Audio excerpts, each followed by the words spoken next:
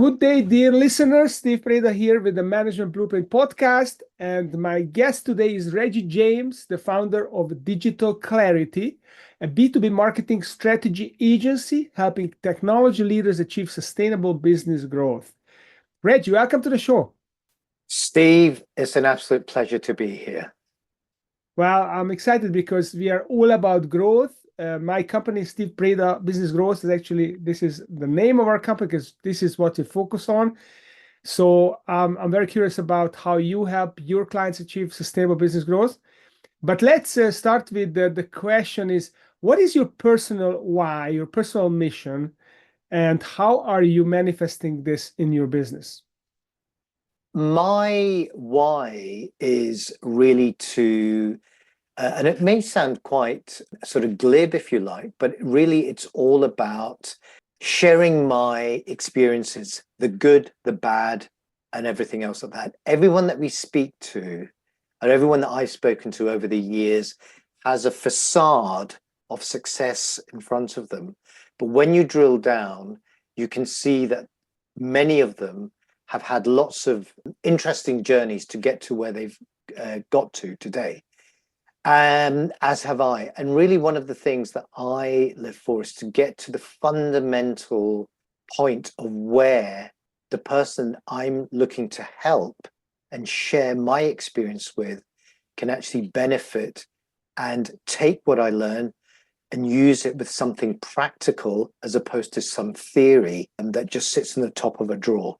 It's a little bit like so many books that people buy, but they never get the opportunity to read them all. You know, letters are written but never sent, as somebody once wrote in a great song, which I'm not doing justice to. But the reality of it is, Steve, that we all have experience, and if we can share that experience to the benefit of someone, that's something that I really live for. And that, therefore, is sharing and expending my energy and to show value is really something that I try and live and practice by every day so that the people that I talk to can get something from that. And that's how I manifest that on a day-to-day level and try and do that to get better and better. Hopefully that makes sense. That's interesting. I mean, my parents always used to say, learn from other people's mistakes, not from your own, right? And Yeah, what you're doing is you're helping people learn from your mistakes. I mean, I do the same thing. I made so many absolutely. mistakes in my career, and now they becoming the biggest liability. I'm turning them in the biggest asset because people can relate to situations and they say, oh, wow, I can avoid that landmine and that's valuable to me. 100%, Steve. And I think more recently, I saw Gary Vaynerchuk, Gary V, talking about embracing failure, embracing the challenges. And he talked about a video that he'd seen of Mike Tyson talking about being very rock bottom. He said, when you're winning, you learn nothing. When you are going through the struggle and you embrace it, that's where you have the real learning. That's where you find your inner energy and your inner strength. And really, all the great, you show me a successful individual. It could be a brain surgeon, it could be a doctor, it could be a businessman, an entrepreneur. And I will show you someone who's actually failed more times than anyone else, but they just keep fighting through. I think it was Winston Churchill who said, success is going from one failure to another without losing faith. And I think that's really what I try and do. I think it's losing enthusiasm. And actually, this was funny. Without losing enthusiasm. That's the one. That's the one. Because I had the quote this morning with my team, and the icebreaker was, what is your favorite quote? And this was my favorite quote. How interesting. That's great. Well, I should have got it right. Had I known that, I would have rehearsed it. But it is a very, very powerful quote. Yeah. And he was a very, very interesting character. There's a lovely place called Blenheim Palace here in England, which is where, and when you see it, you think, oh my goodness. And he was born there. So he was destined for greatness just by people talk about nurture and nature. I think he had the benefit of both. Yeah, So but he went through struggles. I mean, he was very successful after the Boer War when he came and he escaped and he wrote a book and became a member of parliament. He was in his early 20s and he was kind of a darling of the Conservative Party, the Tory Party. And he then was. he went into the dungeons of failure. You know, after Gallipoli, he was completely kind of pushed out of public life, and he was still an MP, but you know, he made some mistakes. And up until the mid 60s, when he became prime minister, he was basically had 3 or 4 decades. He got hit by a cab in New York. He almost died, and Yes, yes. and he you know, embraced the wrong side of the royal family. So lots of things that he did wrong. Lots of things. And to think after the war, he lost the election, having taken the country through whatever, and this great leader. And I think there is a little bit of revisionist history sometimes about when we look with sort of rose-tinted glasses at great leaders. You know, you're obviously a Churchillian, I can tell, because of your interest in the subject. But ultimately, there have been some wonderful books written about Winston Churchill, all of them. But it just shows the frailty that even of such a great leader, that his vulnerable side was sometimes the ones that carried him through, rather than just his very strong leadership side, but also the power of oration, how he could actually talk with such pace and strength, and sometimes lean in. They're absolutely wonderful. So many lessons to learn from somebody so strong in history. So yeah, absolutely. Great way to start. Yeah, So, yeah. Here's my favorite. But let's go back to the subject, because I think indeed. you got some really cool stuff to share with us, with our audience here. Particularly, you know, we are a podcast about frameworks, blueprints, and you have developed the four-step blueprint for revenue acceleration. Now, who doesn't want to accelerate their revenues? So can you share with the audience what is that framework, and maybe how it evolved recently as well, because you mentioned that it did. Absolutely. So just to go back a little bit, I've been involved in the early stages of the internet for quite some time. I'm really showing my age here, Steve, but I used to work for a business called Alta Vista, a search engine, and I've been involved in the marketing and advertising business for quite some time. So everything I've done is all about using communication as a means to drive revenue growth. And over the years, when we launched Digital Clarity over 2 decades ago, we saw that just before the pandemic, the digital marketing marketplace, if you like, was becoming very, very commoditized. Suddenly, people were doing a half-day course on LinkedIn and saying that they were gurus, and then somebody, you know, an established B2B tech business or leader would take that person on board based on a very slick campaign, take that person on board, and really we would be called in to undo the bad work that was done. And we realized very quickly, and we were also working with some very, very big brands like Xerox and you know, a whole variety of Workfront, who are now bought by Adobe, a whole variety of different big companies, showing them real value. But we were very surprised that there was so much commoditization out there, that we decided to bring in our own consultants to look at who we were, what we did, what we really did, and why people, you know, over the best part of 20 years did business with us. And it wasn't about managing campaigns. It wasn't about running, you know, being one of the first search agencies with Google and all of those different things. What people wanted was their hand holding and the confidence in terms of strategy and game plan that was in our head, that we'd applied to all those different companies. And the burning, if I was to reverse engineer that, the question that they were really asking was, what you did over there, can you do it for us? And so we then started shaping and developing our own framework. And we did it very much purely for the B2B market. And so this is the framework that we have developed. So the way it originally started, this acceleration program, we now call it the 90-day accelerator. What we really do is try and understand, it's in 4 parts.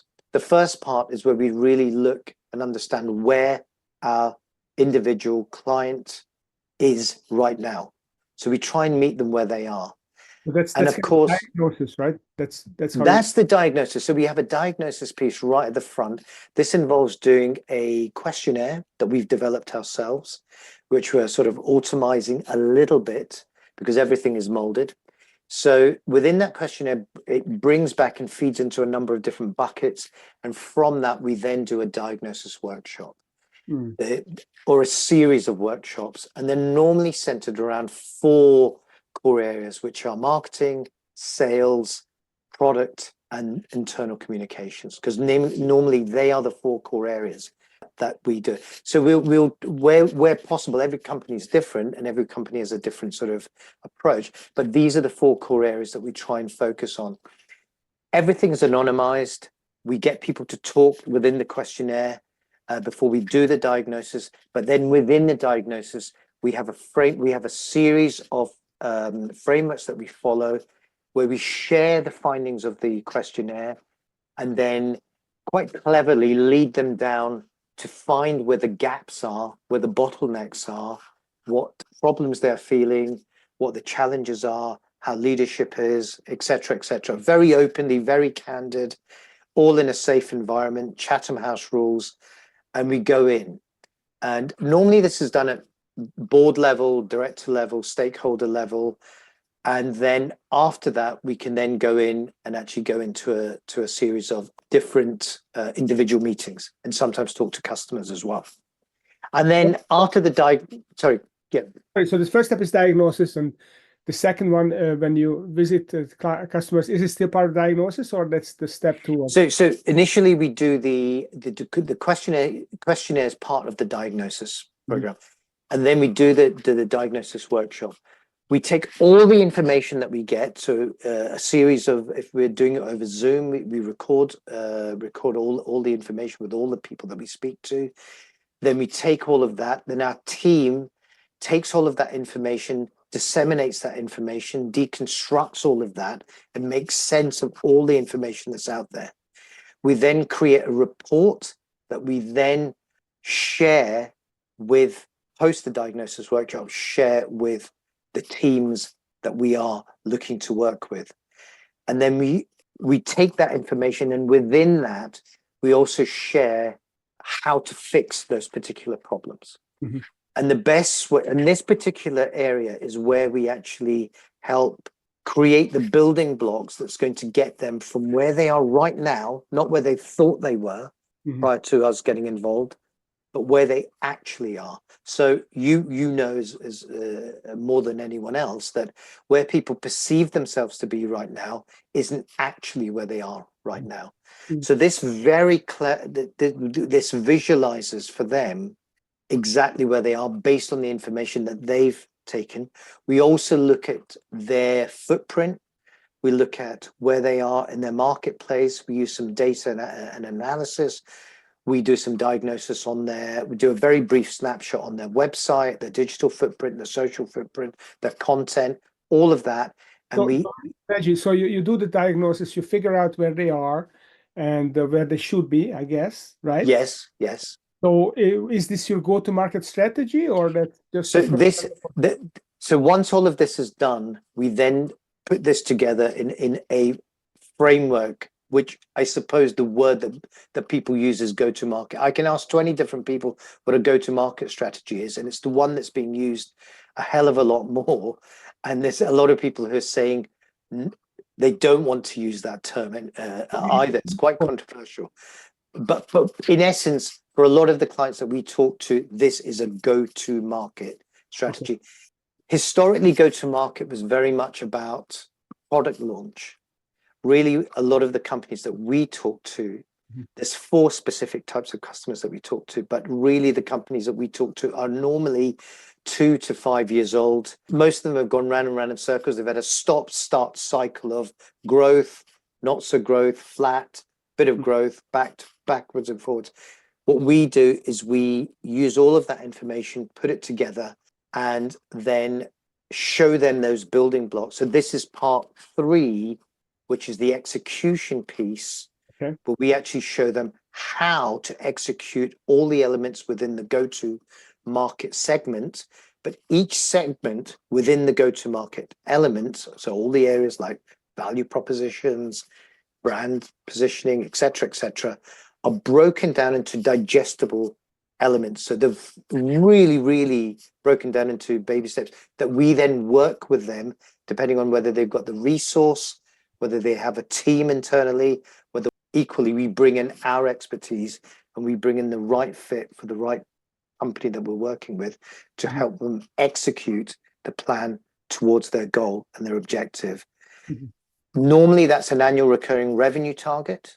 And the elements, the 4 elements that I've just talked about now, the diagnosis, the workshop, the what we call it, the opportunity assessment that will be shared with them, the findings, and then the execution piece. Those first 3 pieces ahead of the execution piece is people can buy into those individually depending on where they are. Sometimes people just need direction. And in certain cases, sometimes people just need a deeper dive into where they actually are. So we can break those down. So you got the execution piece, you essentially show them how to do it, you coach them, you connect them to partners. Absolutely right. Do you not do it for them? You always just kind of a facilitator? And that's a very, very good question. At the moment, we are very much advisory. And in certain cases, but it's not just purely advisory. While we're working through the program in the first 90 days, we're actually putting building blocks together and actually making a difference. So we're actually working on specific programs, showing them areas to fix. So as they're working through that initial 3 months, we're actually helping them do things, either showing their team what to do or bringing in other people to start doing that, to do those elements. At the end of those 3 months, we have a much clearer understanding of where they are. And prior to that 3 months ending, and whilst we're working with them, we show them a longer game plan in terms of what is actually needed. And we do this because in many cases, people sign up to programs that are, because they haven't really understood the business, they're trying to force a square peg into a round hole by not really understanding the fundamentals of what that business is.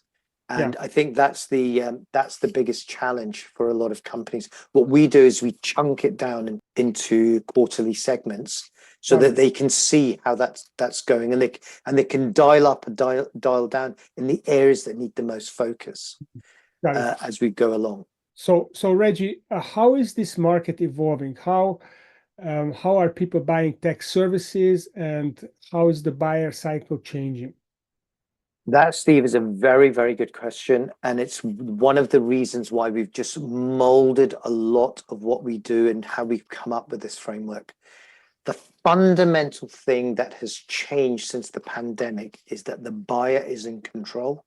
No matter what you do or what you say in terms of trying to sell to that person, I'm not saying that outreach in a direct fashion is not going to work. Of course it works, but the buyer is very much in control. The way things have changed is that there are more buying committees involved, depending on the size of the software, and especially we deal with tech companies, but this can apply to any B2B service of a certain size. Buyers, there's a great piece of research done by LinkedIn. It's over 2 years old now, but it's very, very relevant today. It's called the 95-5 rule. I don't know if you've come across that. I'm sure you have. But for your listeners and viewers, this means that 95% of people that are out there in the market, only 5% are actually in play, i.e. 5% know they have a problem and are actively in play looking for a solution. The 95% of those people, a large chunk, almost 45 to 48%, don't even know they have a problem yet. So trying to sell to that group of individuals there is no point. And then the remainder of that group, sort of 30% around that, are people evaluating who they should be using. They understand that they have a problem, but they themselves internally are saying, we need to fix this problem. Who can we speak to? And the people, this process can take can take quite a lot of time. So that's another thing that's changed quite a lot in terms of how people buy, is they're taking a lot more time. There's a lot more people involved in the decision-making process. So it's not just the 10th guy in the deal team, or it's the CEO or the CFO who signs the check. There's all these different people in between. People are going to use your product, people are going to buy your services, people who are going to evaluate things. It could be, a whole variety of different people, but they're all people who will make a decision or be influencing a decision in terms of who they use and why they use.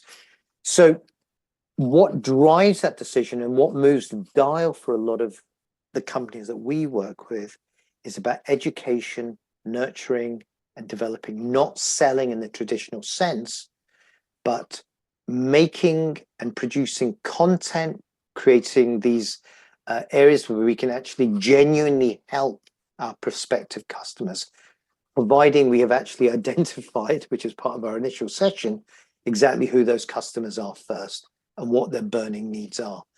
And absolutely just showing them and sharing with them everything from case studies to podcasts to everything else in terms of how we can help. So that's how a lot of buyers have changed.